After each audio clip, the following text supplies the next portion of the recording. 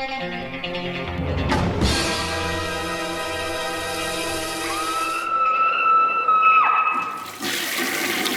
guys, what's up? It is week 170. Let's hop right into the reviews. Let's not waste any time. And the first one is from Mena Films, and this is Brutal Massacre, a comedy. Yeah, when did this one come out originally? I'm going to cheat here. I know it was like 2007 was my guess. I was right. Guess you'll have to take my word for it because I looked right at the back. But this director here, Steve Mena, he did the Malevolent movies, I believe. Like Malevolence. Yeah. He did like those movies. There's 3 of them. The most recent, the third one was released just a little bit ago. This one I think was in between part 1 and 2. But this film is basically a comedic take on the filmmaking, the independent filmmaking aspects.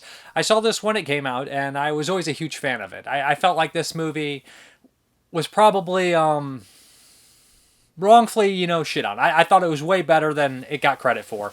Okay, so basically it follows the story of David McNaughton from American Werewolf in London, and he's like this B-movie director, kind of a hack, pretty much. And he's gotten lucky over the years with films like The Fish Who Ate Flesh and just really kind of low-grade horror films. So basically, he's kind of on his, the end of his career. He's kind of washed up, and he's doing like horror cons and that kind of thing. And this follows a documentary film crew that's kind of following him around and following around his last movie that he's making, Brutal Massacre. And it introduces you to a bunch of characters, that work on the film set. A producer of his that helps him out, or maybe assistant director. I think she's more like it. Played by one of the women from the Evil Dead franchise, and then like the head grip is Ken Foree from obviously Dawn of the Dead and From Beyond, and a slew of other things than more modern Rob Zombie, more recently the Rob Zombie movies. So Brian O'Hallahan's in here from the Clerks and stuff like that, and Vulgar, the crazy clown movie. But it's got a nice cast in here. Gunnar Hansen makes an appearance, some other familiar faces. I just really find this quite hilarious, to be honest. And I was reading some reviews on this, and it said, can't even get the independent film experience right, as if like they thought that this was inaccurate of the independent film, making scene. Now, I've never actually been a part of anything that had even a significant budget like these movies that he was making, like his first film, are way more high budget than something that I was in. The biggest budget movie I was in was probably like $20,000, so not very much. So he's working on a higher level. But from listening to the commentary and the special features, the stuff that's in this movie is the stuff that actually happened to him. Like when they're trying to film a scene and the car drives by and there's people screaming, ruining the takes. So this kind of stuff actually seemed to happen. That kind of critique on it, I just don't. It's just inaccurate. It's just false. It's just them saying, well, that's not how my experience was. So, anyways, I think it's really funny. Dave McNaughton steals the it's Naughton, it's not McNaughton. I keep saying that, sorry, but it's like John McNaughton, like the director from Henry. So I mixed those 2 last names up. But he really steals the movie, to be honest. He's absolutely hilarious, and I feel like he should have been a star. Every time I see this guy from American Werewolf in London, a hot dog, he's just always funny and always hilarious. He has like this sense of stupidity, but you root for him. And some of the quotes he has, some of the lines he has in this movie, I actually repeat. There's this brilliant line, and this is just how hypocritical people are, and a lot of people are in general. And the director said he kind of based this a little bit on himself, but the documentary film guy is interviewing him, and he says, "What are your biggest influence?" He's like, usually when directors are asked that question, they come off and give you pretentious answers like Fellini and Pasolini and stuff like that. But my biggest influences are the fans. Oh, and Jojo Van Buren, but you never heard of him. And it's just such a genius thing in the movie. It's absolutely hilarious because it's like he's in there and then he does exactly what he says assholes do. So there's also these brilliant lines with Gunnar Hansen's little scene in here. He has a couple scenes. They're just genius. He's just playing a complete psychopath, also based on a character that is hilarious. And he's definitely playing into the tropes of him being like a big scary killer, but it's comedic. It really works well. I love Ken Foree in this movie. He's hilarious. Just always enjoy him. This one's just a lot of fun, vastly entertaining. It cracks me up. I laugh quite a bit. Still to this day, ever since I seen this movie, every time I watch a movie, no matter what the movie, to get a maybe I guess it's low hanging fruit, and I'll just be like, needs more titties, because that's one of the lines in this movie. I just say it because it's such a funny like joke that's just something that some like a producer would say or something like that, or just like somebody that is just doesn't see the picture in a lot of movies and it's just like needs more titties no matter what it is. But anyways. A very funny movie. It has a bunch of features on here. Let me take a peek here. I know the commentary, I believe that's new, but there's also some, like behind the set stuff that where people kind of stay in character and some other things like that. But anyways, just a really funny movie. Some of the posters they created for the movies look very fake. That's probably just a hang up on it. And I don't know. I don't think the humor's very dated, but the way films are made now, independent movies, that maybe it doesn't relate to a lot of people making independent movies like this, because I think this is a little bit on a higher level. But you should check out his other ones too. Especially, I think Bereavement is the second one of that series. I like that one a little bit more than the first one, actually. But yeah, brutal massacre comedy. This is the first time it's been on Blu-ray. Recommend checking it out. Good stuff. It makes me laugh every time I watch it. I've watched a handful of times too, so yeah. There's a killer out there. You've got to hurry. Are you telling me there's a killer out there? Yes. Has he killed anyone? Please, this isn't your average run-of-the-mill cliche horror film. Just give me a minute. Let's hear it for Harry Penderecki. This is it for Harry. This is his last chance. Your last 3 films combined didn't earn enough to pay back the catering tab. This is the one, the big one, don't you see? We're scouting locations for a film. What kind of film? A horror film. Oh, nice. Need a killer? Oh my God! Can you tell us what inspires you to make such violent films? I'm not familiar with this one. Well, this had a very short run. It's one of my more graphic films. The screenplay was inspired by the Beatles' Abbey Road. You know, you can't sell these fright films if there's no nakedness. It's very important that the body looks real. If the cops found it in your car, you'd be arrested and charged with murder. Oh my God! We have an even bigger problem. Why don't you tell me when you don't have a problem? We'll save some time. Still got a killer out there. A knife. About this big. Excellent. It's your responsibility to look after your actor's well-being. I quit! Go! Harry, is that a real knife? You get the occasional fruitcake who insists on you doing things like hiring a stunt coordinator. That crept in my pants. That's never been done before. We'll put the blood in later with computer effects. Computer? Dude, all I have is Nintendo. Most lesser directors would have eaten a bullet by now. Too determined. What the? Too chicken. He's too scared to blow his brains out. You know, there were some kids killed for real in these woods. Oh, man. He's cutting up them fine ooders.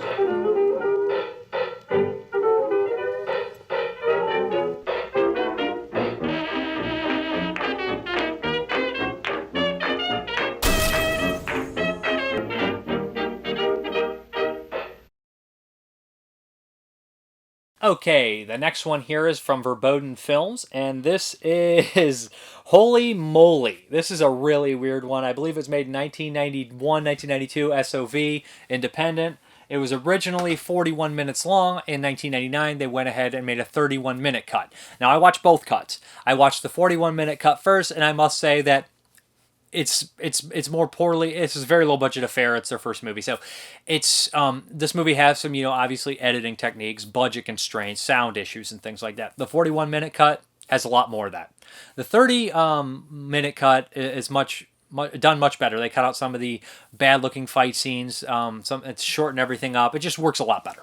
So this movie is essentially about this priest named Holy, and he's just a all-around, good guy. Seems decent. One day, this evil priest comes to his sermon or whatever the hell he is doing, and basically talks to him and says, "I'd like to hang out. I'll see you real soon." He kind of possesses Holy and says that I want you to kill for me. Holy struggles with it, ends up committing murder, but having hallucinations and going completely crazy, and ends up standing up against the Dark Priest. That's pretty much the plot of this movie. It's ridiculous. At times it's comedic.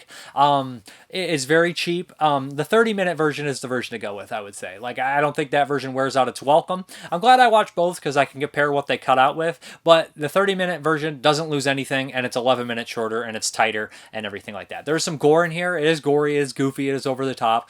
Some of the gore works pretty well. Like, there's this guy, the characters are over the top. A lot of them are complete cartoons. So sometimes I'm like, but it never crosses the line for me, even though it should, because they are acting like cartoons, where I think that they're like, doesn't this suck? I still don't think that they think it sucks. I think they're trying, but maybe their naivety,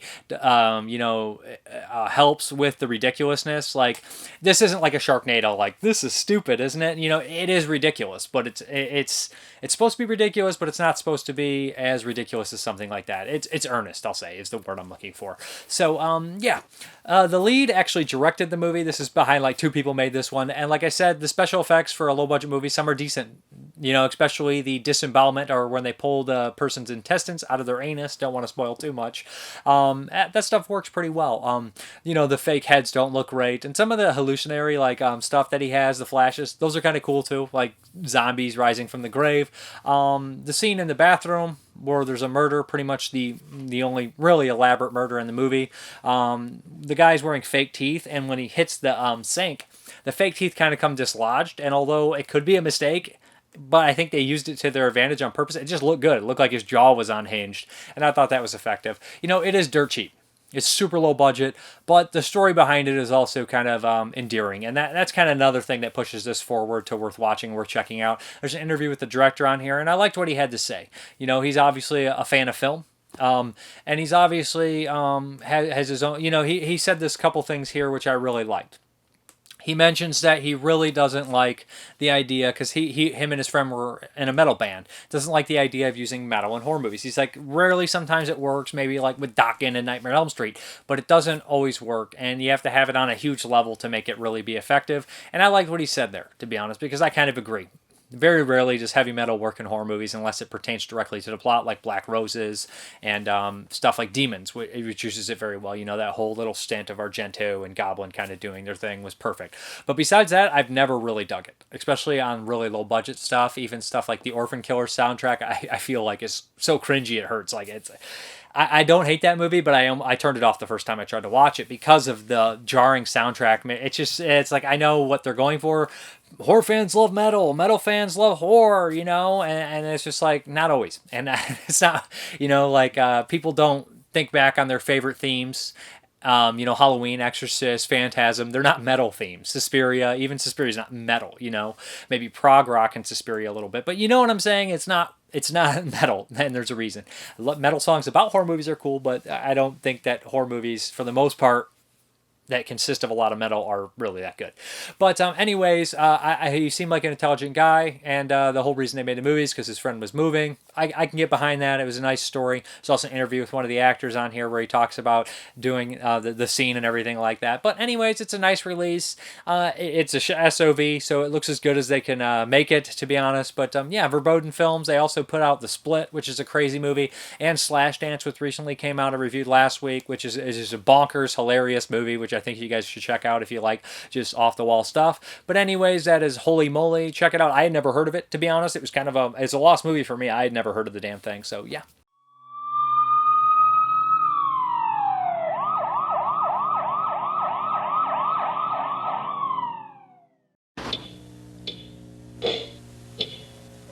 Holy, say hello to my first victim, Helga! How about a kiss? Where you going, Holy?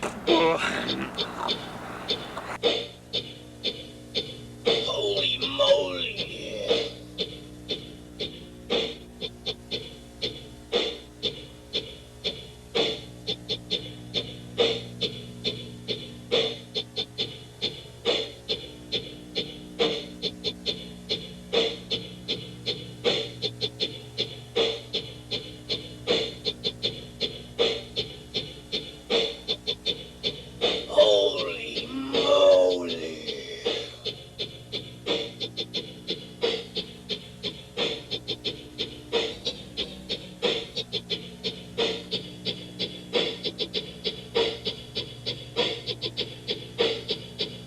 Was that Raphael's kid? did we throw him out there in his underwear? I think we did. Poor kid. Anyway, he was a trooper. They hoisted me out, dragging me out, and I'm like, wait a minute, what is going on here? And the MC said, "You are a sick man."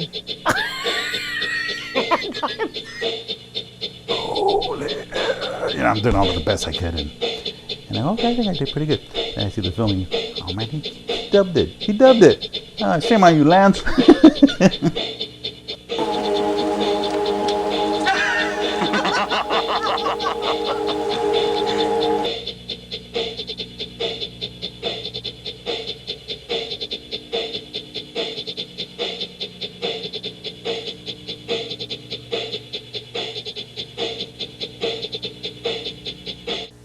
Holy moly.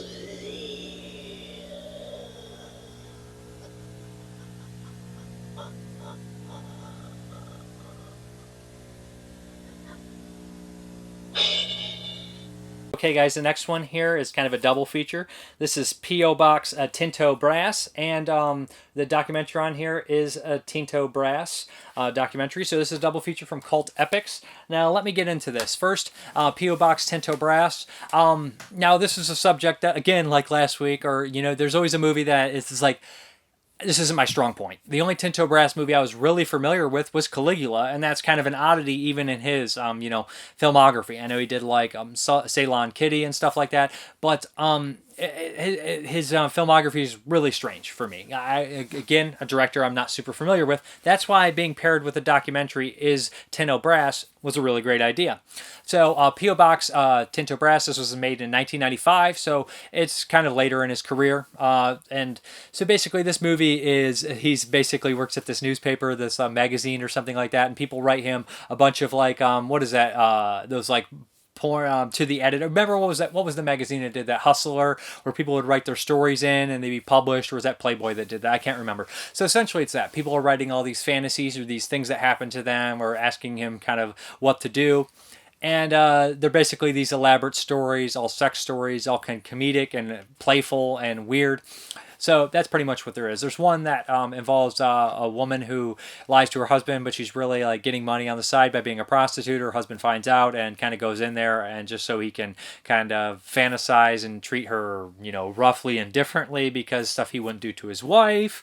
Of course, it involves lots of butts. There's tons of butts in this movie. He's infamous for having lots of butts. So this is almost pornographic. I wouldn't say hardcore, but damn near hardcore. There's no really penetration shots, and everybody has like these fake dick attachments, so the dicks in there are clearly fake. They're all like one-tone color and fairly large and always stay erect, so there's lots of fake stuff going on with that. But then there's all these other stories in there. The first one stood out to me the most, but they did get pretty crazy and pretty elaborate, and I can't even think of that many off the top of my head, but there's one that ends in this giant crazy orgy at the very end of the movie. And like I said, I've watched quite a bit of explicit movies lately, so this one isn't as explicit as the movie I'm going to talk about later, which kind of blew my mind that movie was that explicit. But like I said, there is like a funness to his movies, and the perversity and kind of voyeurism and all that kind of stuff. But you can watch it in English or dubbed in English, or you can watch it in Italian. 2 tracks for Italian, I think stereo, and maybe there's a 5.1 mix. But you can watch it dubbed in English, which I always prefer my Italian movies dubbed in English. This one probably would benefit more from watching it it's in Italian. But he also has like a secretary that's listening to the stories with him, and he starts to fantasize about her quite a bit.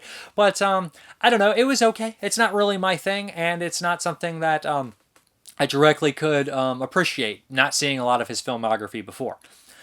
But as we go into Is This IsTintoBrass, this documentary I found way more interesting, because it starts his career early on and talks about his, where he got his start working with a lot of the his contemporaries. And basically, he was kind of a protege to some of these like big guys, like I don't want to say Fellini, but like Rossellini and stuff, people like that. So he learned from a lot of these guys, and he was kind of like paired up with a lot of these people. So he kind of came up at the same time Dario Argento came up. So he was making movies and getting his start and everything like that. So he was never really focused on like the genre movies like westerns or horror or anything like that. He wanted to tell his own kind of stories. And early in his career, he told a lot of these political stories, which I didn't really know.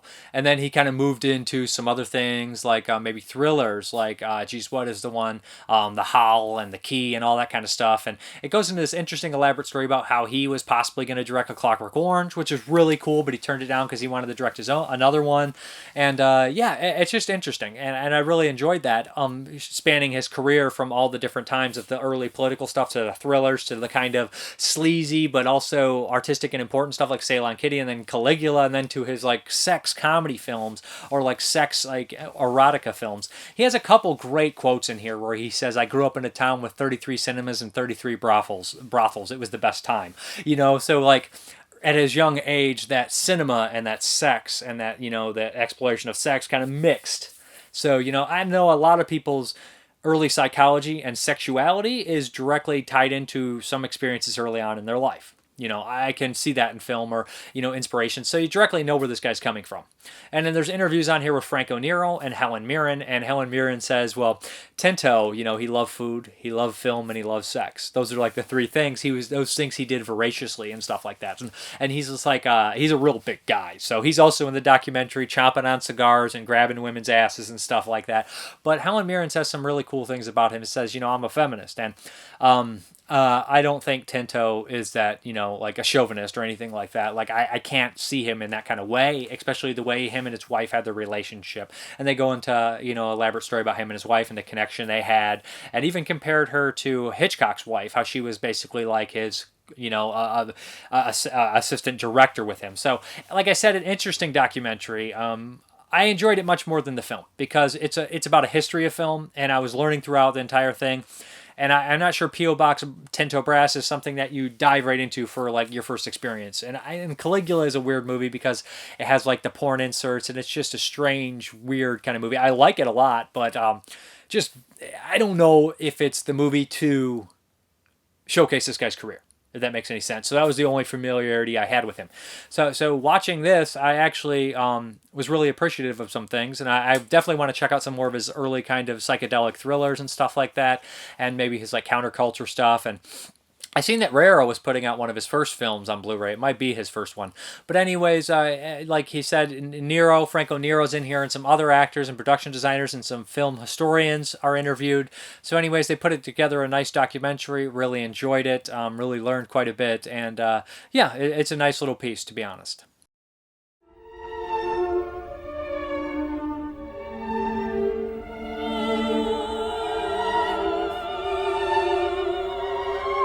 Lui ha fatto felice molte persone, ha aiutato molte persone a guardare meglio anche la parte erotica del mondo, senza traumi, senza tabù, senza nascondersi, insomma.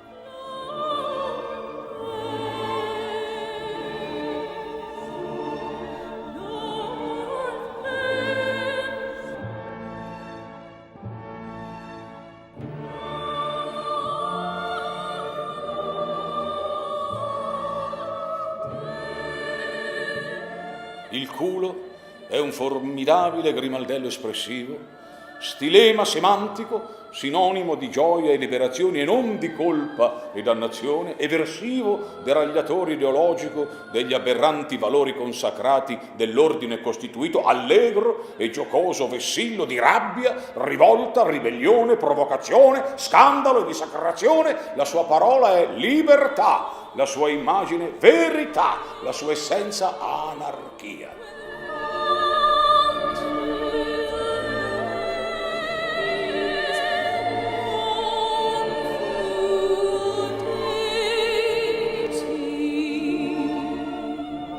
È difficile dire l'Eros che cos'è.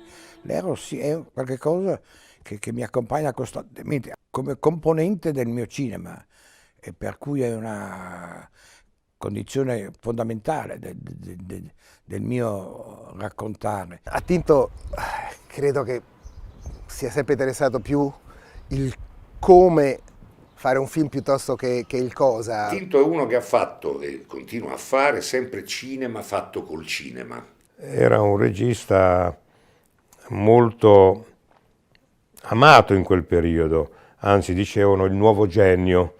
Un regista intellettuale, intelligente, finissimo. Brass è un grande cineasta, cioè nel senso proprio tecnico, capito?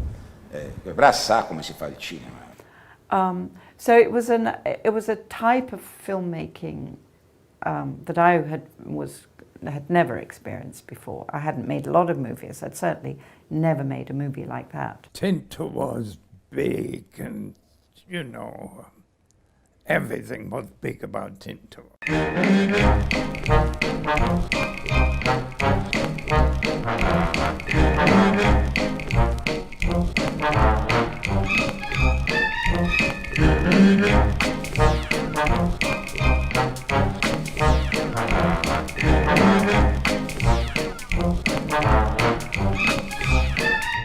Non è solo l'amore, non è solo il culo, è anche la tomba, la carne, il disfacimento, la morte, il buio, e questo ne fa un grande artista.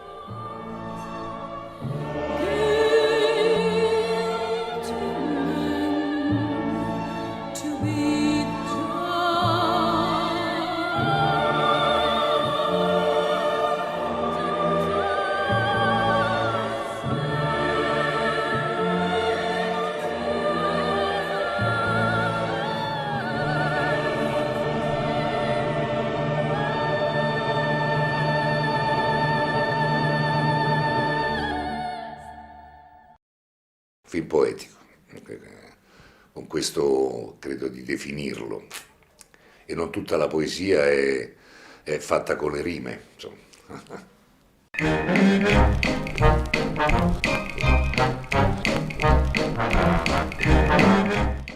Okay, this next one here is a 2020 horror film, and this is The Wretched.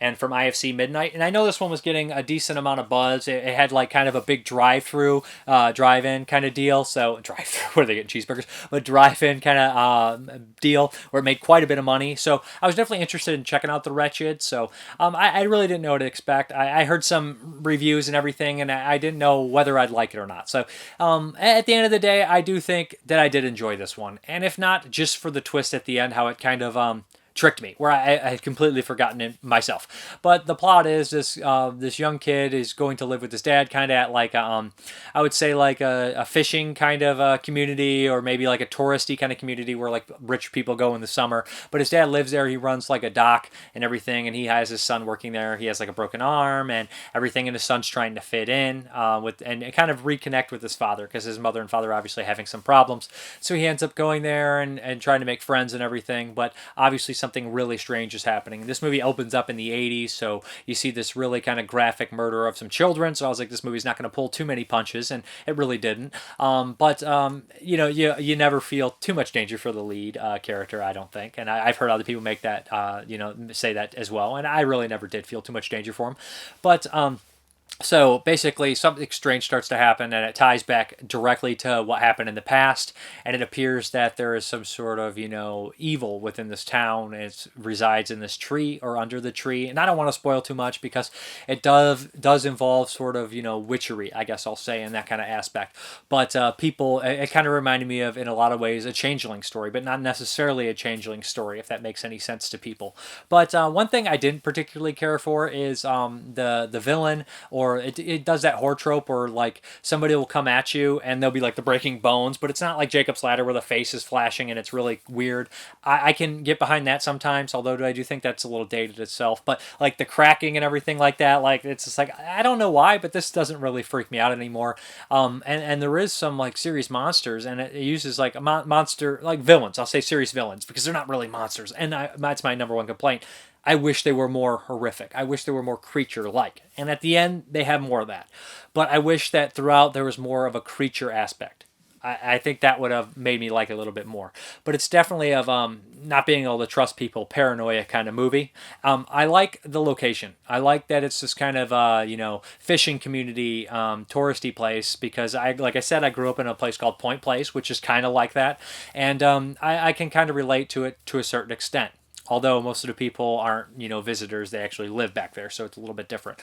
But anyways, I like that kind of location. I like kind of movies set on the water or around the water, so I dig that. But the lead character, I was fine with. I do wish that some of the side characters that are making appearances, some of the asshole characters, I wish that they would have probably killed some of them off. I think that there was some body count to be had on some of them. I think that some of them could have been killed.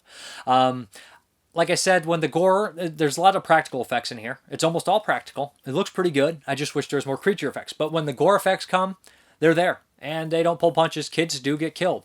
And the twist at the end made me kind of enjoy this one a little bit more. At the very end, that twist, I was like, oh, that's really cool. And they set it up and they show you some things. And I feel like, am I really stupid? Did I miss something? Or did they like not give me all the information I needed? So I was wondering at the end, did they purposely withhold information? Which I think they did. Or did I just miss a lot of things or forget something completely? Either way, probably a little bit my fault too. But it made for the twist even better. And maybe that's what they're going for. I think it might be. But another kind of hit on the movie is it's very kind of cliche. Like, you know, the father, I don't believe you kind of deal. He's acting out. And it's just all that kind of stuff. Like separated parents. It's just very cliche in that kind of storyline, to be honest. You know, like I know that The Lost Boys feels kind of similar, but they don't constantly bring it up and everything like that. You know, I'm thinking about that, you know, the family moving away and doing that whole thing into an unknown area. And I don't know why, but I think like something like The Lost Boys just works perfectly in comparison to this. But I do feel like there's similarities to that.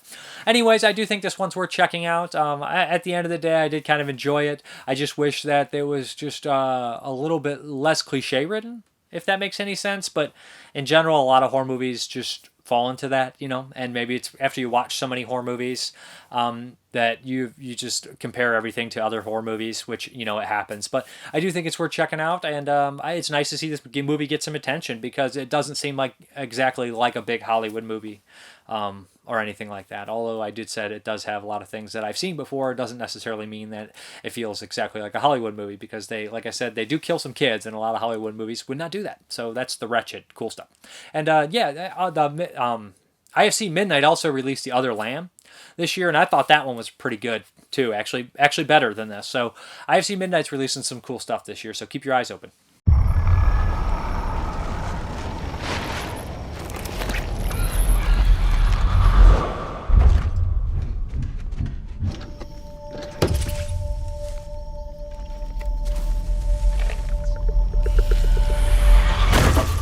Hey, what's going on?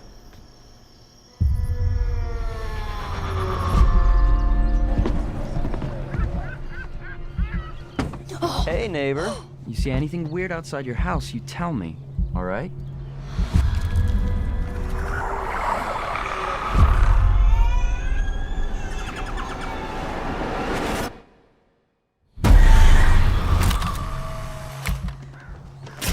Dad, Mom's being weird. Mom's always been weird.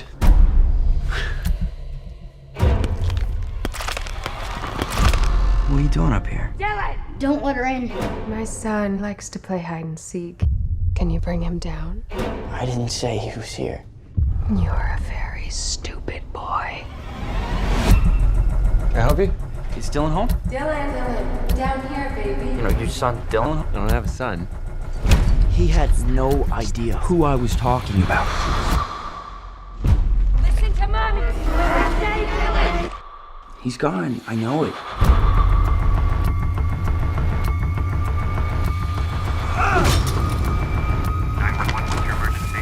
I'd like to report a missing kid. Are you okay, Ben? Where is your sister? I need you to tell me what's going on. Ben!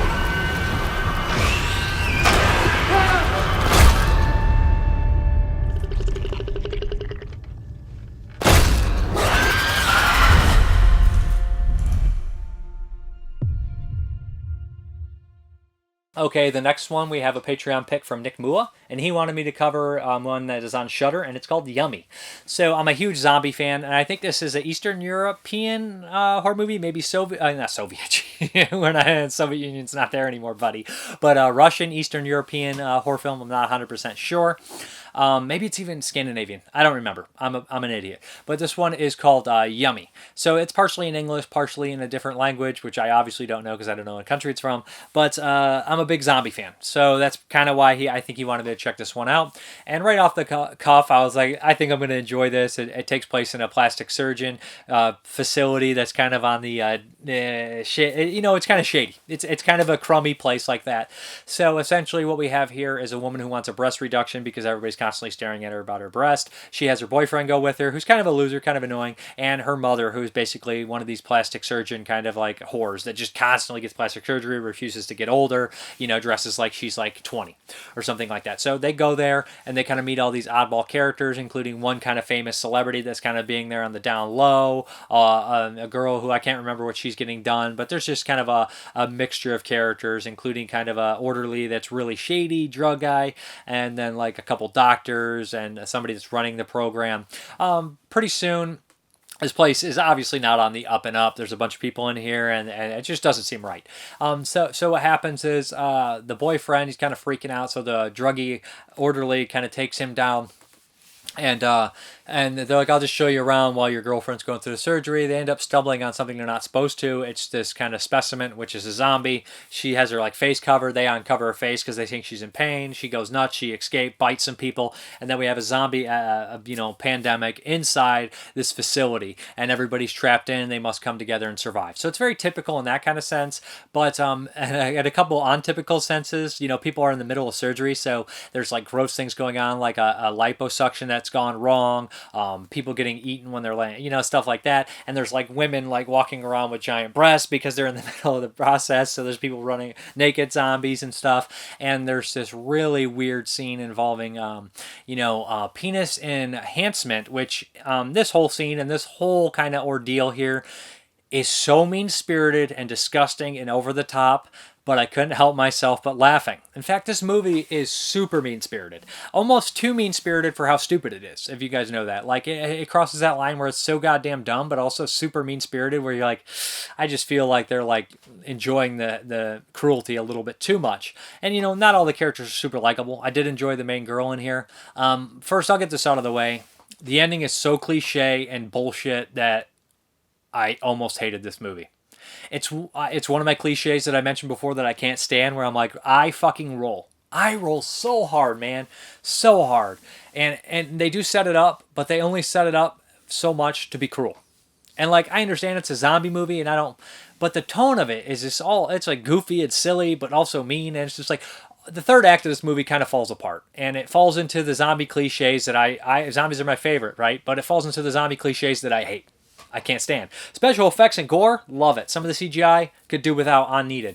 But like the practical effects are fun. The zombies look cool. They're scary. There's cool scenes, that go about. I really did like a lot of this. I loved a lot of this, and I hated some of it. So it comes right out a little above. I like it, but I don't love it. I could have loved it. But like I said, the ending is just stupid. But there's this character, the drug addict character, at points like you hate him and then you start to like him. They start to develop him as someone and you're like, oh, I like that they're doing a little different things with this guy. They're not making him like, your typical, you can't trust this drug addict. He's kind of redeeming himself, and then they flush all that down the toilet, which, it's whatever. But like I said, they do a couple of cliches. The third act is just kind of eye-rolling all the way through.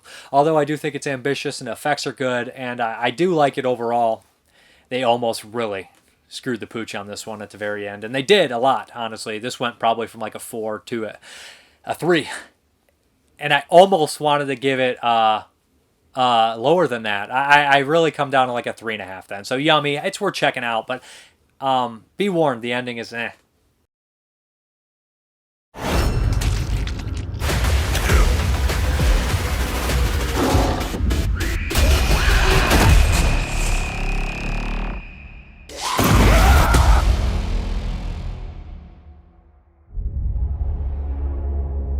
Welcome at Klinika Krovchik. Hi. We always help to make world more beautiful. Alison Jassops? Isn't it prohibited to drink coffee in an OR? He's professional. Wie zijn we zo rustig? What the fuck was that? Dr. Kravchuk is very brilliant surgeon. You're in the best place, in perfect hands. Wait, stop. Stop immediately. We gaan wat is er? Het is hier niet oké. We moeten hier nu weg. Sta mee. Stop the operation right now, okay? Fuck! I saw a man eating a man. You saw a man eating what?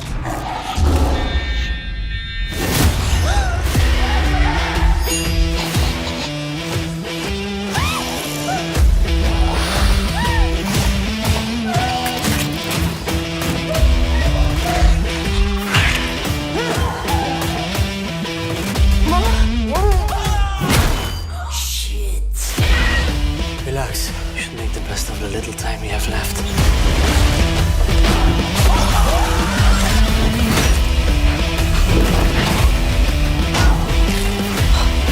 Hey, wait that kiss!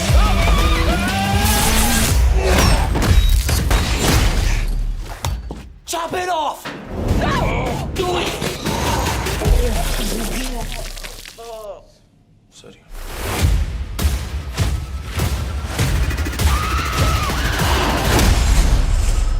So, is this what you want?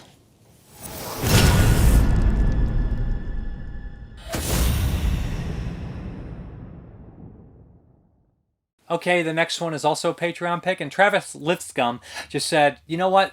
I want you to pick your pick because I like what you did last time. So I picked a 1985 French film called Brigade of Death. This is by a director called Max Pecas, and it looked like he did mostly like sex comedies or comedies before this. Oh boy, man. This, and I warn you, I tried to find a Blu-ray.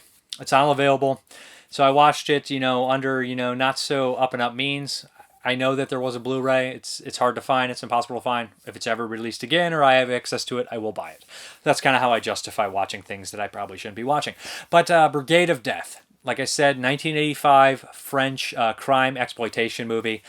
And this movie opens up, and it kind of took me back right away. Like, this is, I feel like it's a semi-mainstream French movie. I don't know. But our action movies were never this explicit in the 80s. So basically, the opening has like these prostitutes standing in the woods.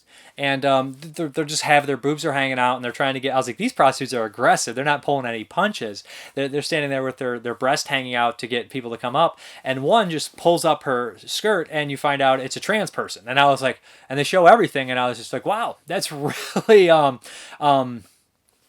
progressive, but also it's exploitation, so it's really sleazy at the same time. It's not made to be like, hey, aren't we really progressive? It's made to be like, we're a sleazy movie, an exploitation movie. But I was just kind of surprised. Pretty quick after that, a motorcycle group comes through, 4 people on motorcycles with helmets and shotguns, and they kill 3 of the trans prostitutes, and in violent ways, and the way it's shot and everything. Like it for a second, it reminded me of the way that it felt like the camera's point of view for a second. It reminded me of like Der Toscan, when the girl goes in with a camera with a pistol and shoots all the people at the concert. It looked like that for a second. People are getting blasted, and I was like, oh wow. And then we cut to like kind of the on like the slab, and we have this cop come in, and it's like a vice squad, and they tell him that this is your case. And then pretty soon that he realizes that this gang of 4 is also responsible for this robbery, and a bunch of people getting killed at this cafe, and really graphic. And then they start to focus. There's this crime boss that's related to the whole ordeal, and a prostitute that the cop is kind of seeing on the side with his girlfriend, had a thing with her back in the day, and she kind of gets involved trying to help him with the case and everything like that, and start to go undercover.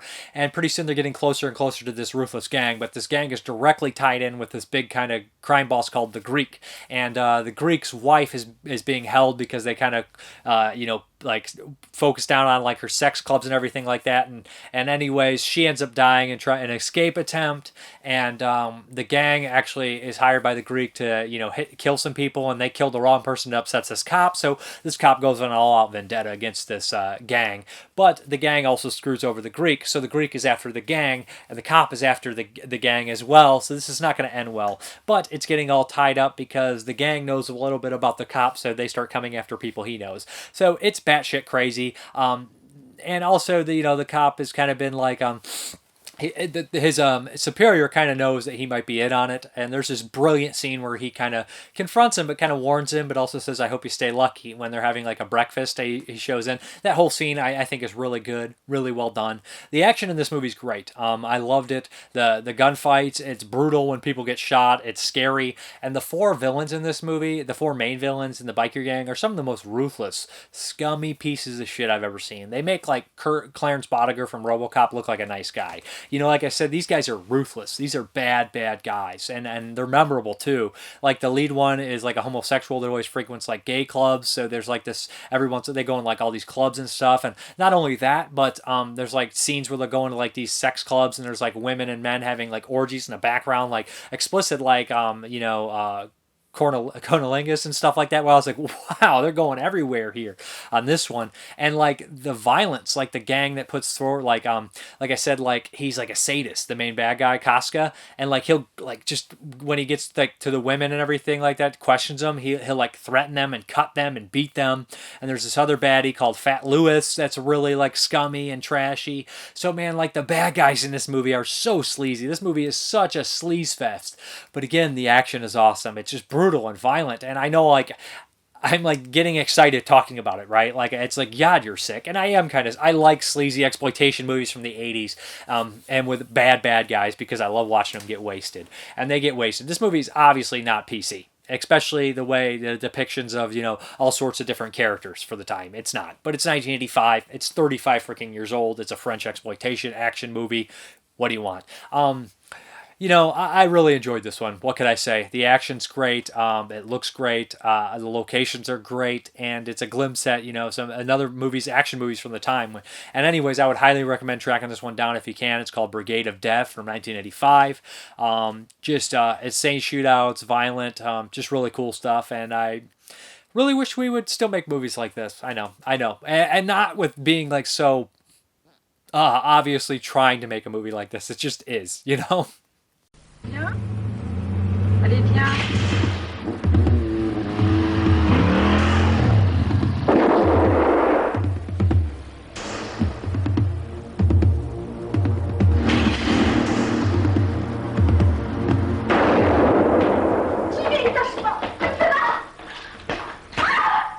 Tu les mets combien maintenant? T'avais un contrat pour Dolores et elle seule. Le grec t'a jamais demandé de dépeupler le bois? Bon, tu peux nous raconter tout ça par écrit sur un procès-verbal? Il est fou votre collègue, vous êtes flingué ou quoi? Relais, tu les Faites ça! C'est un coup monté. Je n'ai jamais eu de prostituée dans mes établissements. Tu l'as!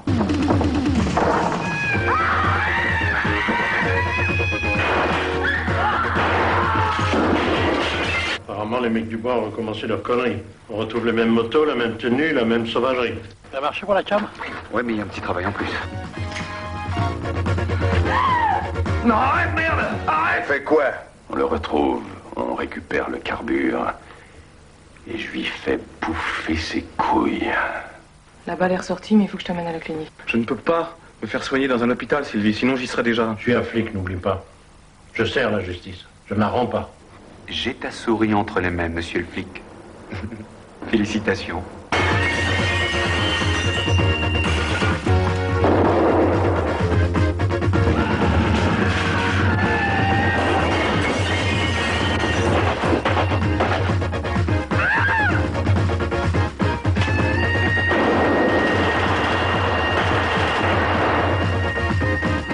Tu vas crever comme t'as vécu, Costa.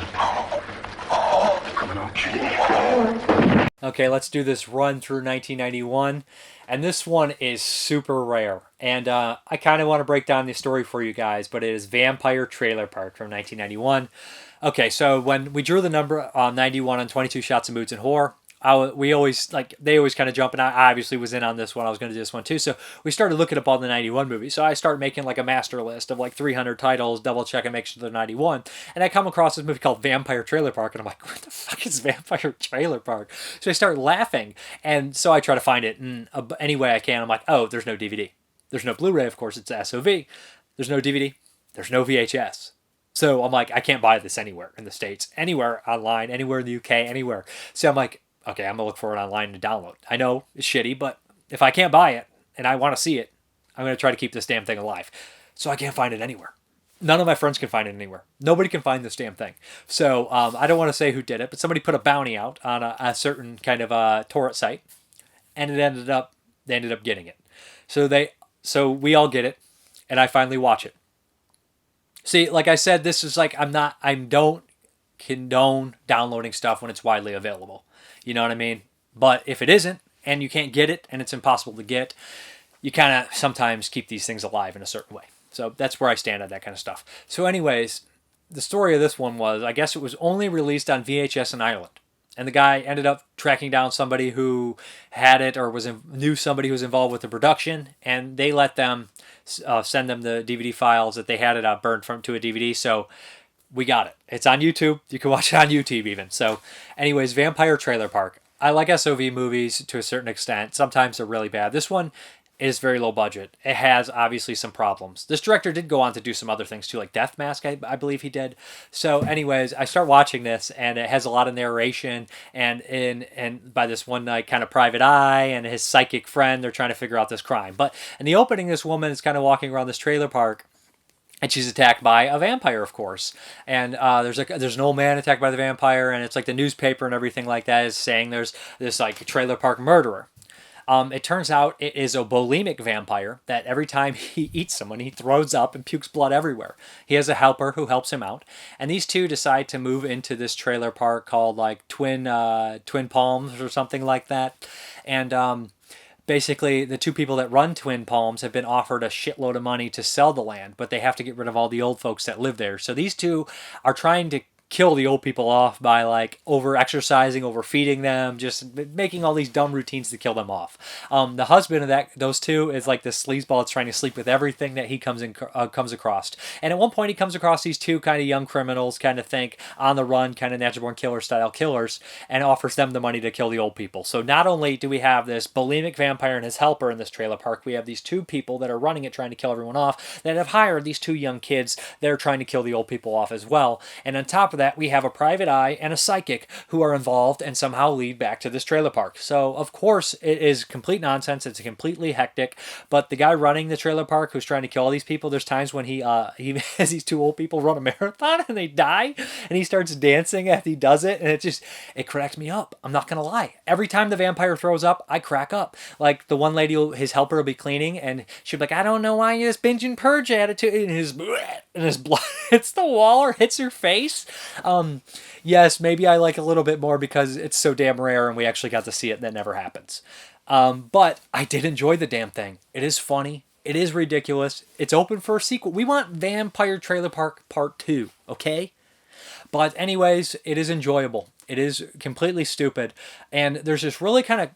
But it knows it is, and it's playing into it. There's actually a really clever thing that the vampire, you know how they would like mesmerize people, hypnotize people. Vampires, typically Bela Lugosi, look into my eyes. So he doesn't do it that way because, they're in a trailer park. So the way he does it is he invites people over. The woman invites people over and he says, why don't you watch the television?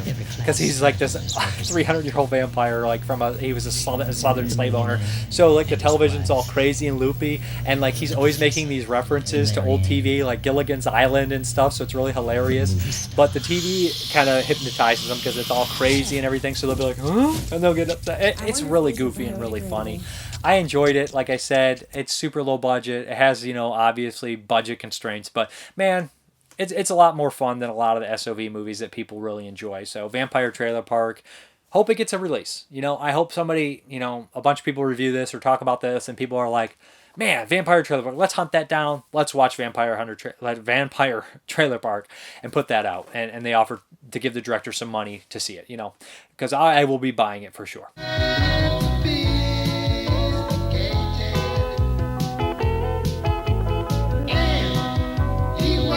It reminded me of a sick game I played as a kid. We'd gather up a bunch of bugs and critters and throw them in a jar.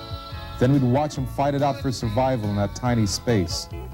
Just as I was having this golden memory, Buddy Dearsley was getting ready to make his first contribution to the killing jar. We're ready to begin our summer-long fun-filled fitness program. Yes, we are. I have to say, I'm a little disappointed at your lack of enthusiasm for the Fun Fest here. Now, come on. Yeah, there you go. You know, I know there's going to be more folks joining us when they see how frisky and fit we are, when they see how much good old-fashioned fun we're having. Yes, sir. Yeah, but where are we going to run? There's no paths around here. I got a path. I got a long, big path. Knocking off poor folks. You can do it with your car. Or when you see them across the street. Move 'em out. Let's go. And just spread them on the top. All right, come on, move it now. Get a move on. And make your Come mind. on, Jenny. That's it, yeah. It kind of hurt bad. Here it is. Yeah! Well, first class roadkill bullseye.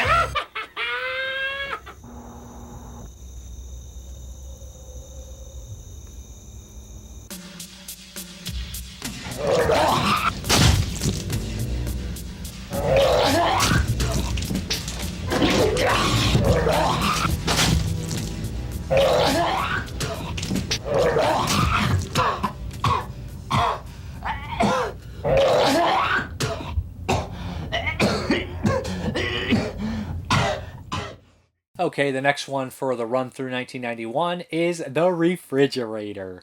Yeah, I don't know why. Like, I was reading reviews on Letterboxd, and somebody's like, I don't know what I expected of this. Like, I thought this... And they gave it a bad review, and I was like... After I watched it, I was like, I felt the same way. Like, I was like, The Refrigerator, it's a killer refrigerator, this is going to be awesome. And really, there's another one called Attack of the Killer Refrigerator, which is like 5 minutes... Well, it's like, what, 30 minutes long? And I believe that's probably how long this one should be. So, essentially, I was like, feature-length movie about a killer refrigerator. I guess, you know, it can be as good as it can be, you know. So, basically, you have these this young couple that get a great deal on this apartment that's like $200 a month. They end up moving in. The people that lived there before got killed by the refrigerator. The refrigerator's evil, so they move in. And of course, the refrigerator starts to kind of possess the husband to change his personality and kind of move up the corporate ladder and, you know, be a team player and everything like that. And the wife starts to kind of hate it there. She starts a friendship with the super, who's also the janitor, who's this kind of crazy Latino guy who can dance. And there's kind of some fun things with him in there. So essentially, there's also this kind of, you know, I don't know, like mystic kind of lady that warns them about the evil refrigerator. So essentially, basically what happens is there's lots of arguing between them, him starting to get manipulated, and occasionally the fridge will do some weird things like have somebody's keys in there, and it even kills a couple people. But really, the movie's kind of lackluster and boring. There's some hallucination things and stuff like that, and some fun, goofy things in the beginning, like the opening scene with the camera, like one shot and stuff, them running up the stairs. Really enjoyed that. But the ending is kind of where it's worth watching, like the last 20 minutes where the whole room kind of goes ballistic and becomes crazy in the fridge and all crazy things start to happen, and there's a couple gore gag effects that are really cool. But besides that, the movie's kind of boring, kind of uneventful. The acting's overly kind of cheesy, kind of on purpose, you can kind of tell. And I don't hate the movie for that. But it's just really zany and really kind of boring. It's boring. It just doesn't have much going on for it. And I don't know how you would elaborate this story much more than they did. So I'll be brief with it. The Refrigerator, not great. It's pretty much what you expect from a killer refrigerator movie.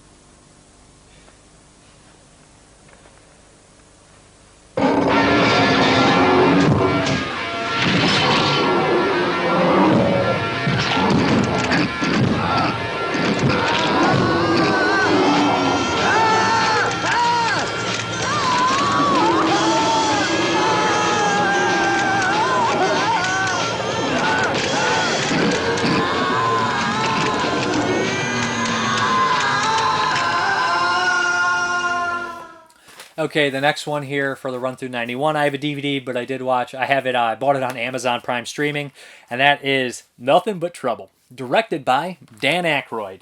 And we all know the story of this one, right? Dan Aykroyd had a run-in with some weird cops, and he wanted to direct it in the small town and wanted to make a movie out of it. Yeah, and it is a huge failure. People do not like this movie. People make fun of this movie. And I think, honestly, that the movie got such a bad reputation that people will come into it being like, oh, this is going to be really stupid. I'm going to laugh at this and make fun of this. I know it's weird. I know it's very 90s. But being a product of 86, myself, I grew up watching this thing. So the 90s weird charm didn't really rub me the wrong way, okay? I always liked it, okay? So saying that, it stars Dan Aykroyd as this weird judge. Stars Chevy Chase, Debbie Moore, Dan Aykroyd, John Candy, the one weird guy in here who plays the Brazilian guys in a bunch of things as well. There's appearances by who is it? Underground. The rap band, but has a Humpty Hump and Tupac in there, and Daniel Baldwin's in this one. Anyways, just notice Raymond Barry, one of the Murray brothers, Brian Doyle Murray's in here. So the movie's got a nice cast. Obviously, Dan Aykroyd could call some people in here. So basically what happens is Chevy Chase is a banker, but not really a banker. He's a financier, he makes writes a magazine and helps people with their finances.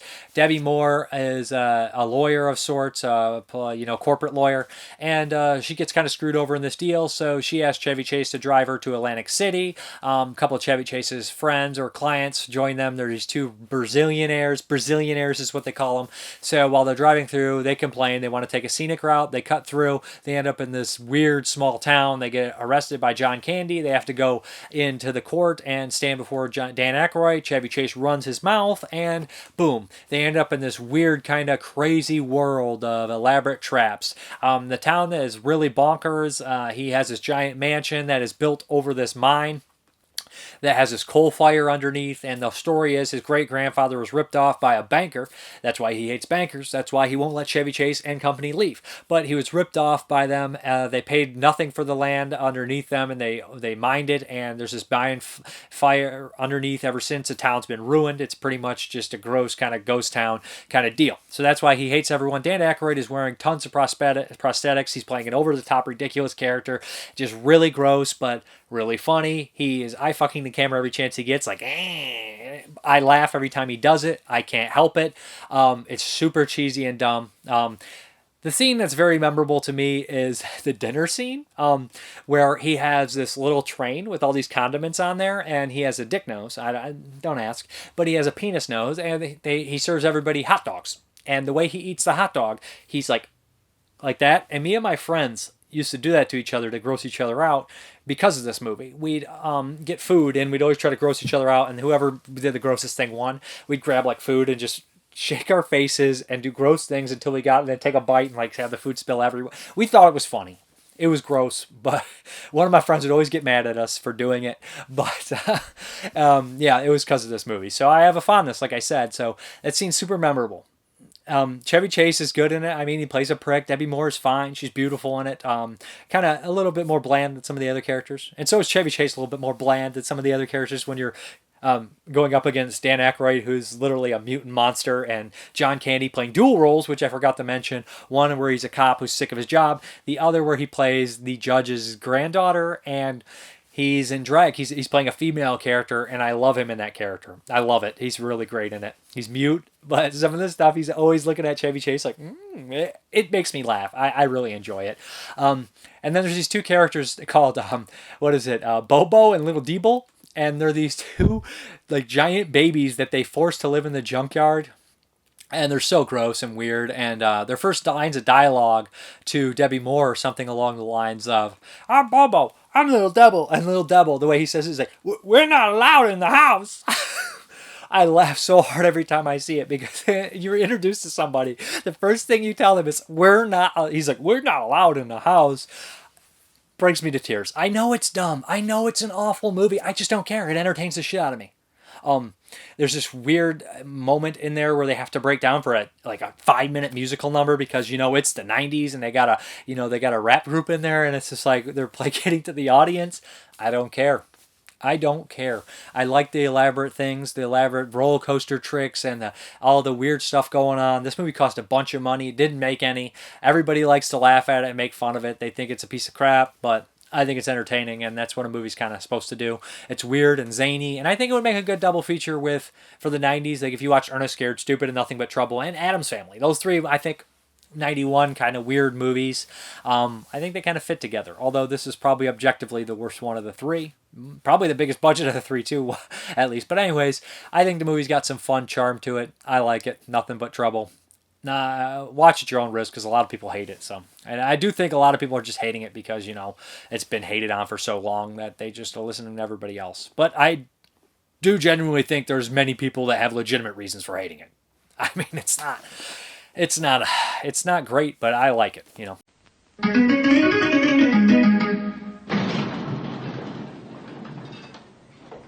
Give me the keys, Mike. Chevy Chase. Hey, you just passed the Garden State Parkway South. Don't worry, I'll get you there. Demi Moore. Oh, no, cop. Driver, step outside the car, please. John Candy. Redham? Yeah, that's nice, thanks. The lower back, please. I got an itch right up in there. It's good, thank you. Not today, sir. This may be Valkenvania, but it is still America. And wouldn't mind, would you just write a ticket here, or we could settle it some other way, perhaps? That's not the way things work around here. What is this place? Revolving District Court for the Village and Shire of Valkenvania is now in order. The Honorable Reeve Alvin Vulcanizer presides. Dan Aykroyd.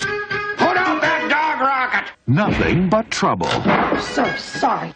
Hey, you and I ought to spend a little more time together. I'd like that. Would you? Welcome to The Last Resort. You look pretty this evening, sister. Doing something different with your hair? Where something's always cooking. How about a nice Hawaiian punch? You're some good friends. Okay, let's eat. Where someone's always shaken. And anything's better than house policy. What's house policy? Whatever man touches her's the one she keeps. What? All they wanted Oh, no, wait a minute. I just went through a damn stoplight. was a little getaway. I think the two of you'd make a perfect couple. You make this the bride? No, not in front of all these people, Your Honor. Now! All they got was nothing but trouble.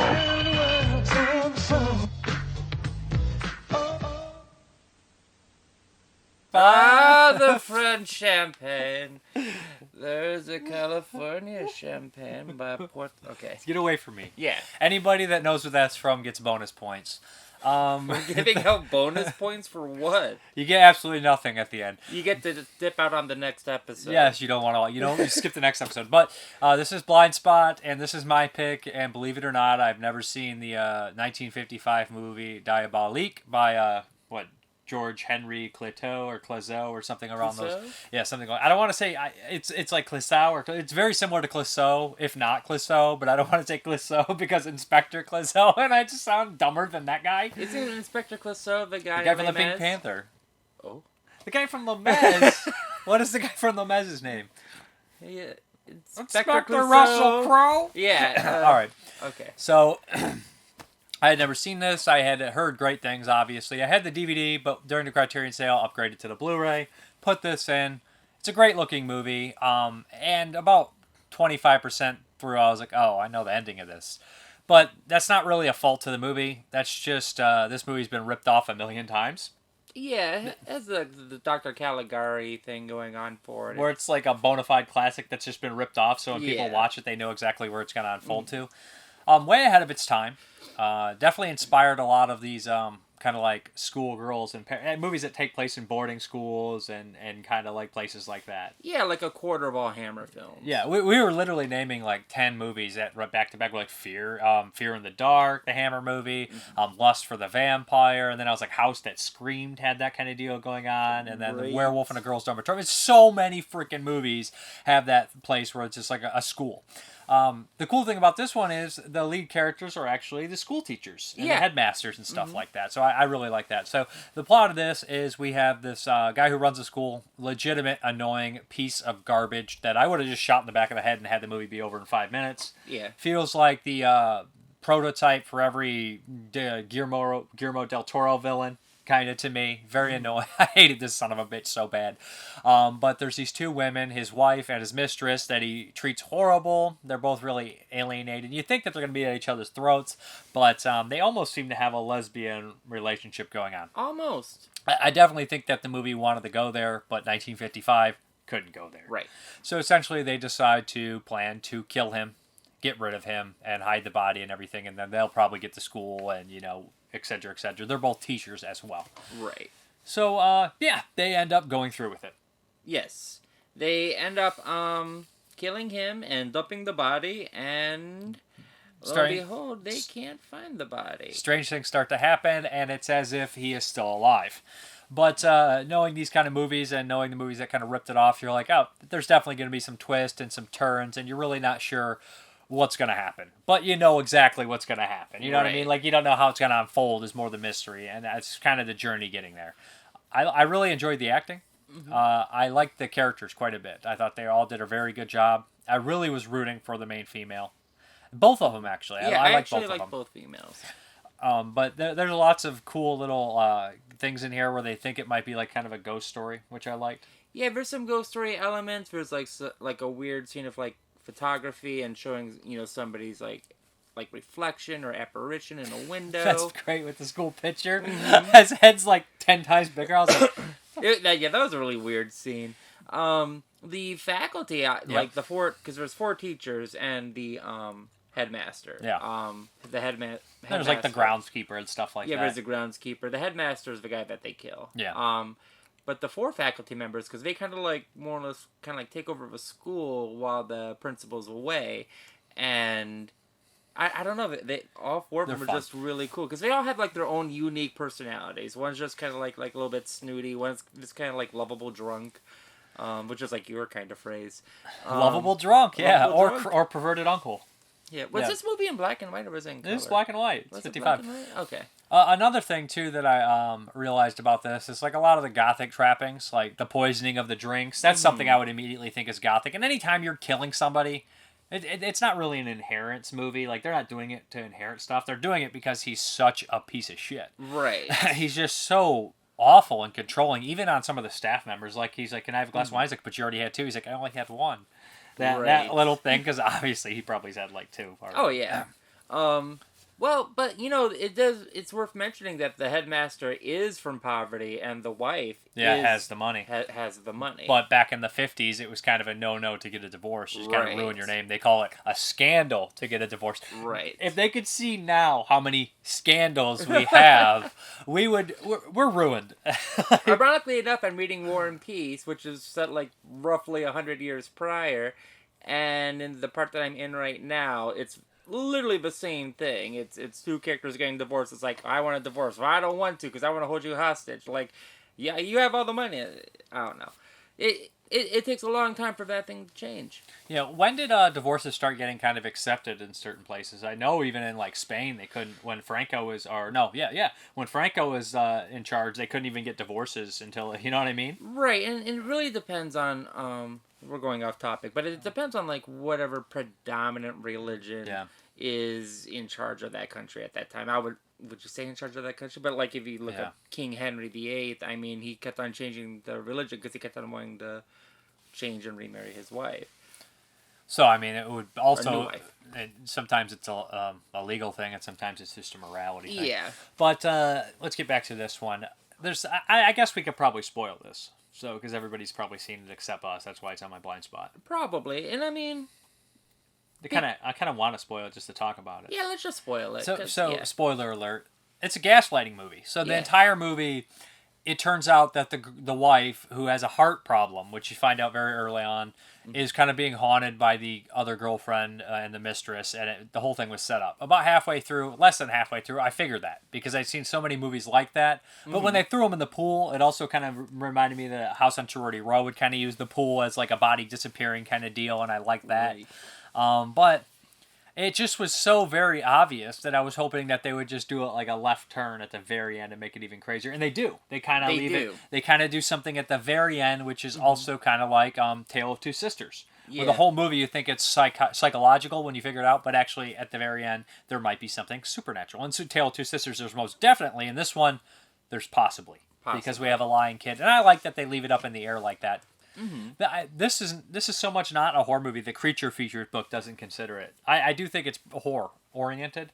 Oh, it's definitely. I mean, it is like a Victorian Gothic. You know, like I'll kill you to get your things and to get revenge and, you know, and yeah, there's some like suspense. There's thriller. It's Film what noir happened to aspects, the body. Gothic aspects. Film noir. There is. We didn't talk about him, but the police inspector. is one of my favorite characters in this. He reminds me of like a friend of mine, and I don't know. He's just really fun. He's really fun. He feels like the prototype to Peter Falk or Columbo, where like you think he might be a bumbling idiot, but he's really a genius. He's like, I don't really understand. I remember when Dustin did a impression of one time. He's like, one more thing, and I started just cracking up. But no, it is kind of like that, where he's like kind of you think he's a bumbling idiot, and he asks like really dumb questions, but he's actually figuring something else out and how you answer it. And stuff like that. I don't know. That whole scene is fun with him. And it's like, what kind of coat did he wear? What coat was he wearing? Well, probably a gray, whatever, the one coat. And then they close the door and the coat's sitting there. He's like, you mean that one? And it's just like, that kind of stuff is really cool.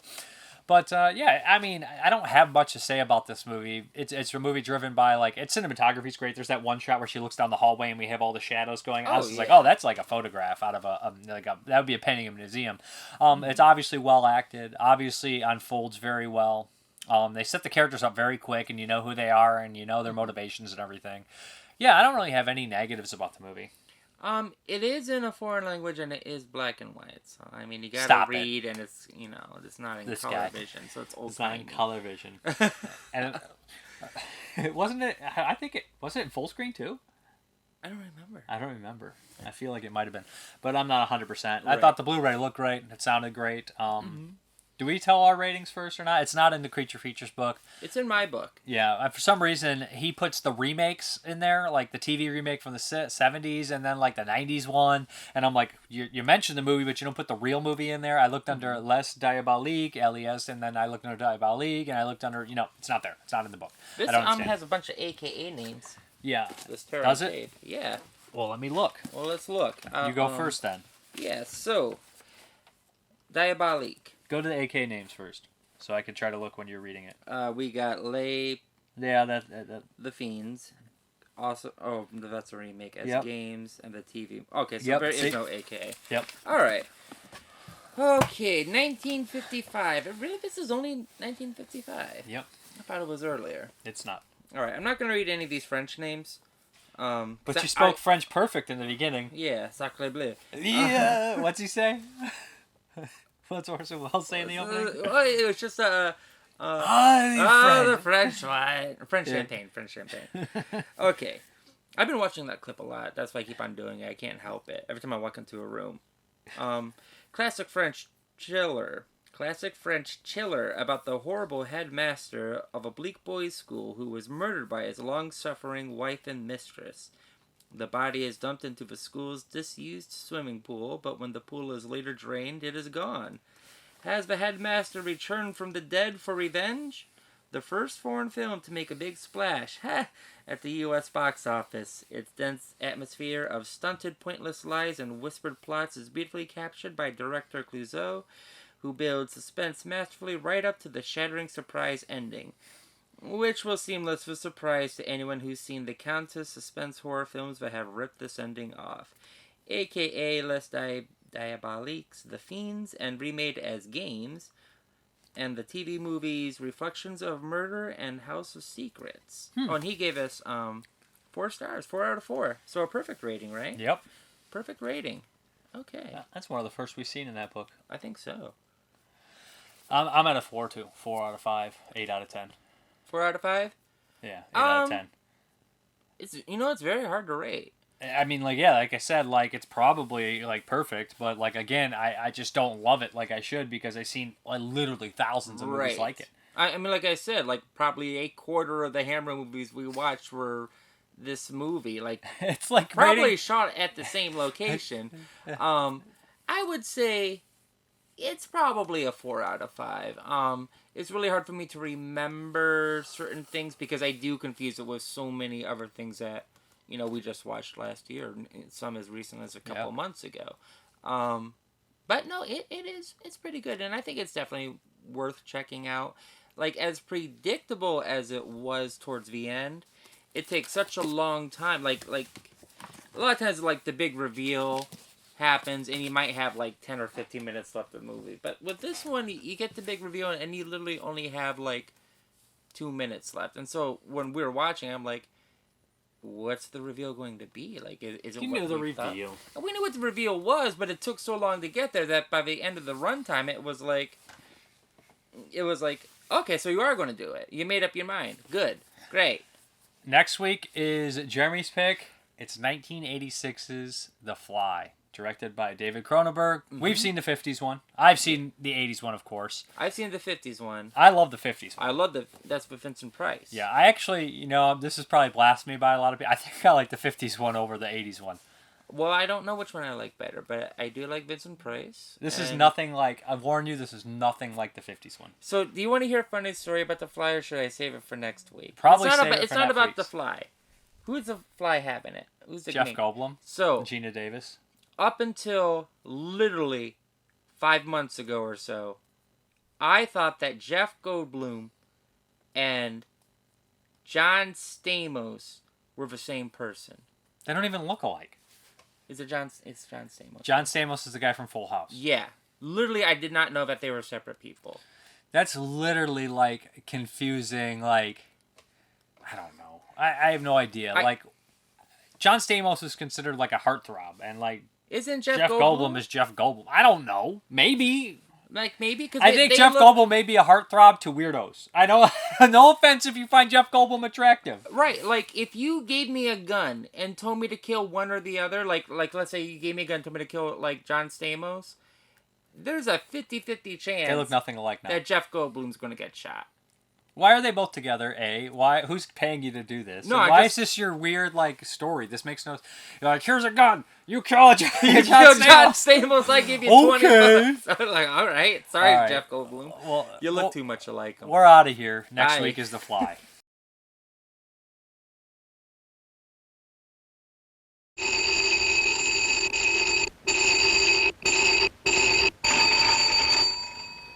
Attention. Écoutez. Écoutez. Ce sera aujourd'hui ou jamais. Et tu es sûr que ça laisse pas de traces? Et le scandale? Tu imagines le scandale? Ça ne peut finir que d'une façon. Ce sont des monstres. Dieu n'aime pas les monstres. Oh, j'ai la tête qui éclate, moi. Je vis une histoire de fou.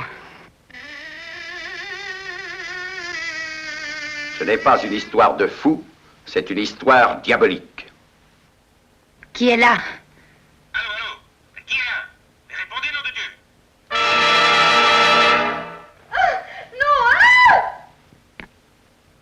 Une baignoire. Diabolique. Un costume d'homme. Diabolique. Une malle en osier. Diabolique. Une piscine. Qui l'a enfoncé sous l'eau?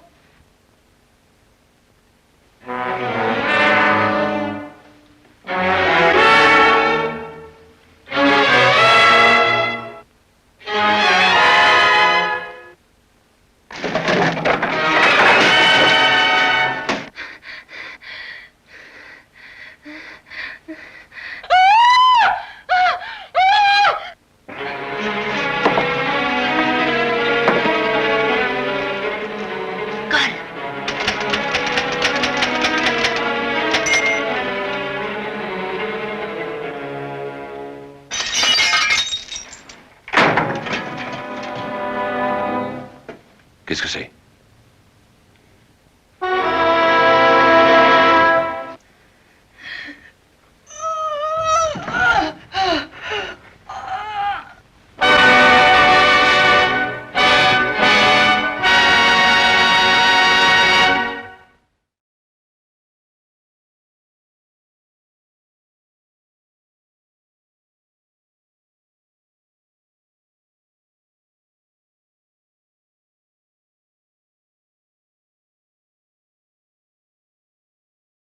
Okay, let's get into these questions. Nick Mua, as discussing actors, can you become an actor or you're born one? Honestly, I think that anyone can become one, but I do think over your life experiences and time, by the time you're a certain age, that there's just some people that always want to be an actor, but you just meet them and they're just really awful. Like, sometimes people are funny, sometimes they aren't. Sometimes people are naturally funny and other times they aren't. The people that always try to be very funny, it's just, they'll just never be funny. You know what I mean? Like, there's people that, some people aren't cut out for it, but I do think that, I don't think you're born one. I think it has to be a certain time in your life, you know what I mean? I don't think from age 1 you're an actor, you know, if that makes any sense. Some people maybe, but not, I think it's a certain time to develop it. Which country has, I do think people can get better at acting if you're good or bad. So which country has the best actors according to you? I don't know. My personal favorite would be America, but that pertains to a certain time. 60s, 70s, 80s, I think the actors were just better. A lot of character actors, that's what I like.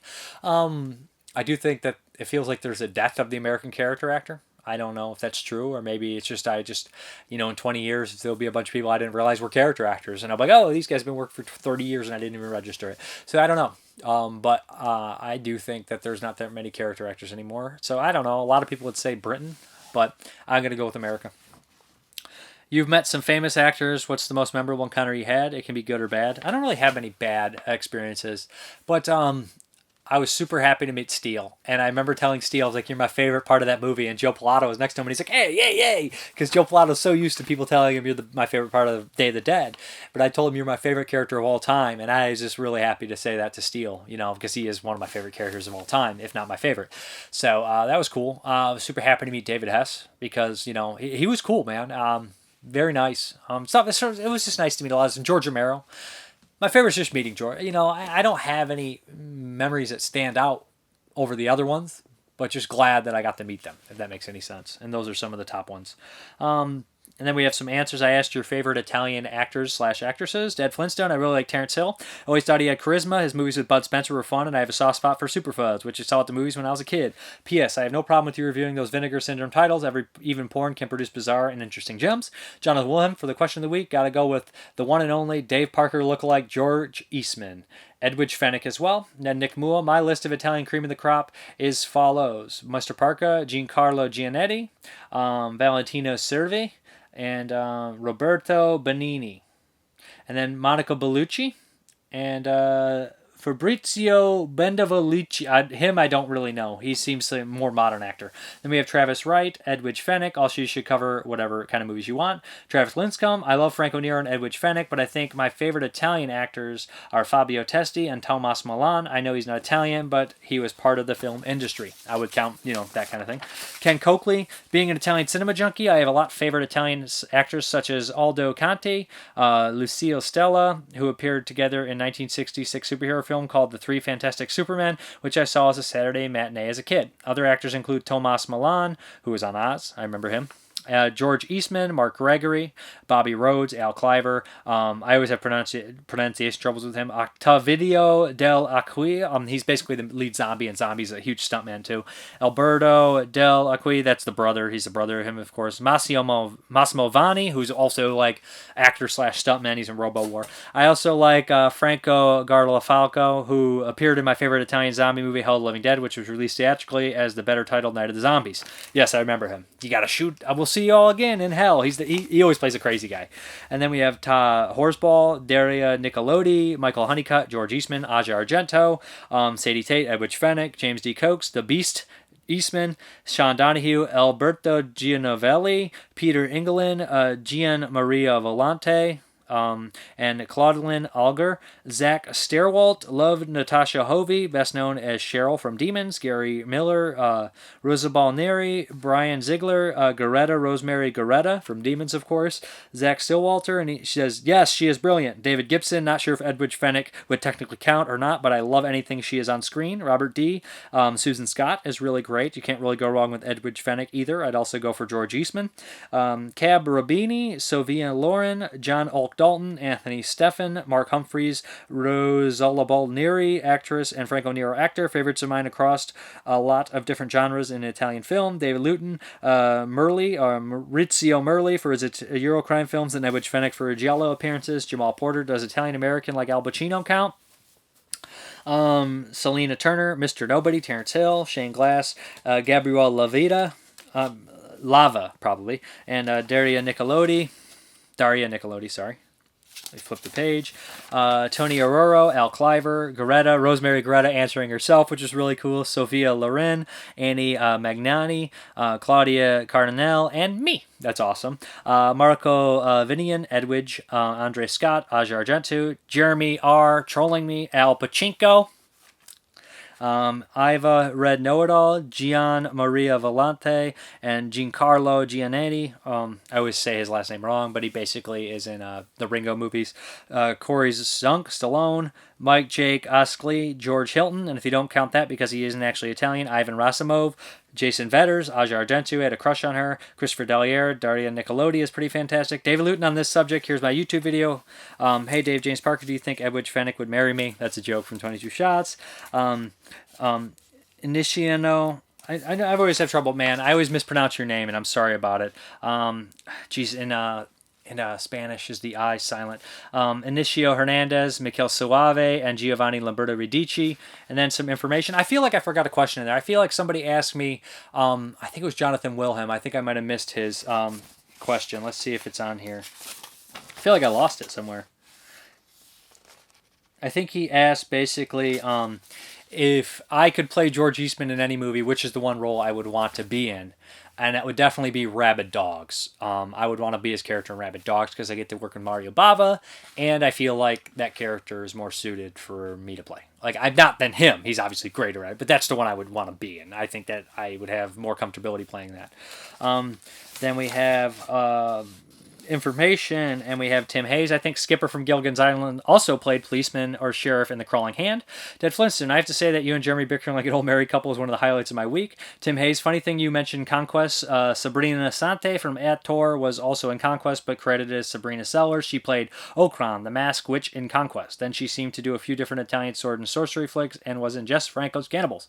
Travis Liscombe, I would love if you cover the Vinegar Syndrome hardcore stuff. I get all their new releases and haven't dove into the adult stuff yet. The Mystigog, replying to my comment on last week. Thanks so much for reading my entire freaking comment from last week. It was a real surprise given the length, but even better was the expansion on your thoughts on approaching all the things on here that can connect you to you as a reviewer, even though it may fall outside of genres you've more well-versed in, or just simply enjoy more. The part where you really went into talking about your non-judgmental approach to reviewing, especially in regards to those that are not everyone's cup of tea, like explicit sex films or films with strong political themes, I think revealed why people enjoy your channel so much. But it's this great connectivity on your part to be able to move something like Fulci's Gore movies to move between Fulci's Gore movies to the great investigation of a citizen above suspicion, or the jump from traditional giallo like Black Belly the Tarantula to something like Knife Plus Art.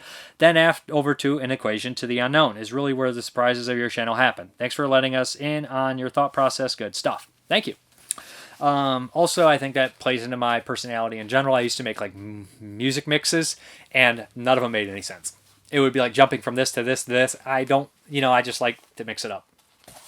Old answer, we have Ken Coakley, who basically I asked your favorite Polizio Tetsi, and he says, I really like the tough ones, which I was fortunate enough to see at my local theater a couple years ago. I also like The Italian Connection, starring Henry Silva and Woody Strode as two American hitmen hired to retrieve a briefcase. Sound familiar, Quentin Tarantino? I've actually seen the tough ones and what is that one? The Italian Connection. Italian Connection's awesome. The End Junkyard Shootout. Another Fernando Del Leo film I like is Caliber 9, starring Gaston Mulchin, who at the time was a comedy actor, and Del Leo had faith in him.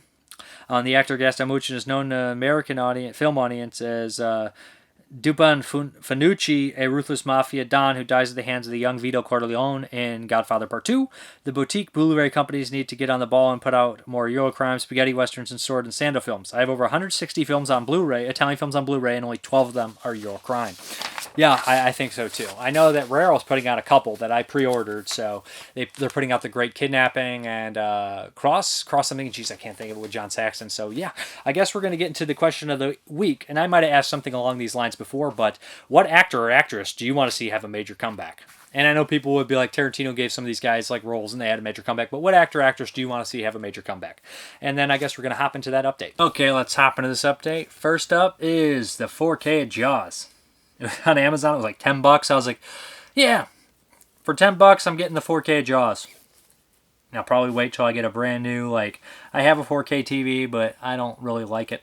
that much, so I can't wait to get a new one and watch all these movies in stunning 4K when they're the way they're supposed to look, you know, compared to like my TV now. Like I have a 4K, but it's not HDR, so like I don't think I'm getting the full 4K effect. So I can't wait to watch some of those other ones. But we have the Naughty Victorians. This is a Vinegar Syndrome Blu-ray. Hopefully it's not full of nudity in here. I don't think so. No, pretty cool. Then we have the 11th Commandment, which is a movie I don't know if it has an AK name, but to be honest, I don't really know this one. This one's not ringing a bell. Who's in there? Yes, I'm not familiar with this one. That doesn't happen too often, to be honest, like when it comes to horror or thrillers or something like that. The Perfect Strangers.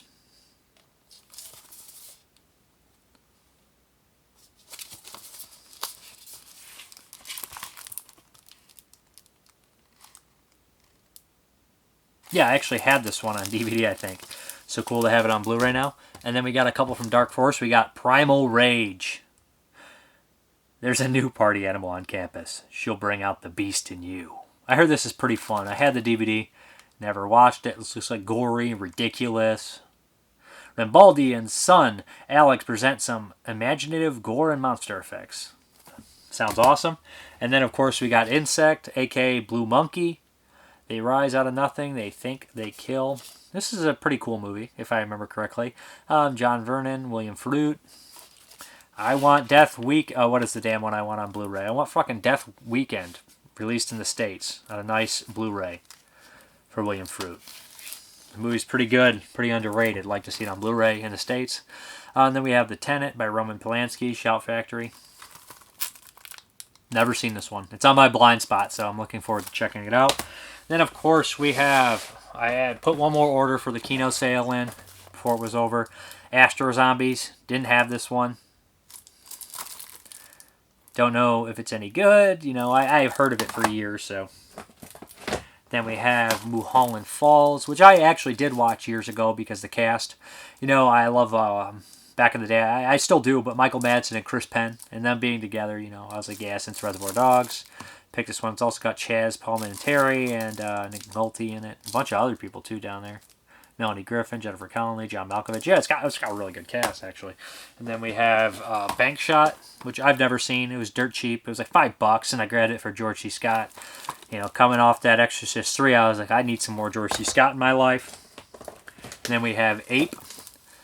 This looks like, definitely, it looks super ridiculous. I mean, he's got a, I don't know, it's just snake and a shark in one hand, you know. Anyways, looks fun. Giant ape. It's in 3D, apparently. And then we got Spacecamp, which I believe I saw as a kid, but I don't remember much about it.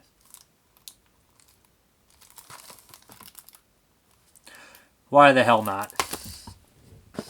Then we have Support Your Local Gunfighter with James Gardner. And whichever one was first of these movies, Support Your Local Gunfighter, Support Your Local Sheriff. I think it was Sherriff was the first one. But anyways, I think Warren Oates was going to offer the lead in that one, wasn't he? Here's Support Your Local Sheriff. I think he was offered a lead, but he decided to do the Wild Bunch instead. And I think his wife divorced him, if that's the story I remember reading because of it. Did not want him going back down to Mexico, because I think he got real sick on Major Dundee. But then we have Disorganized Crime. Got a really good cast in here. I picked it up because of that. It was also very cheap. And I think I seen this one as a kid. I really do. It seems very familiar. Then we have Robbery. Had good cast. Well, Stanley Baker. I grabbed this one because it just looked fun. Peter Yates. That's probably why I grabbed it, actually. I was like, good cast. I'm so used to saying that. I was like, I only know Stanley Baker in this one. And then we have 5 Miles to Midnight. Anthony Perkins, you can't say no, right? We got a couple more, guys. Yeah. We got Money for Nothing, John Cusack, Michael Madsen. Again, very good price on this one. Again, I think I saw this one, but I mean, the cover's so familiar, like I feel like I've seen it.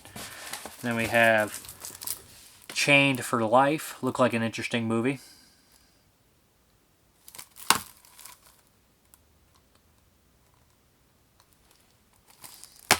What else do we get in here? We got, what is that? Bakukara? I'm not sure how you say that, but it's got Uday Kher in it. Trailer looked pretty good on this one. Haven't heard much about it, but looked good.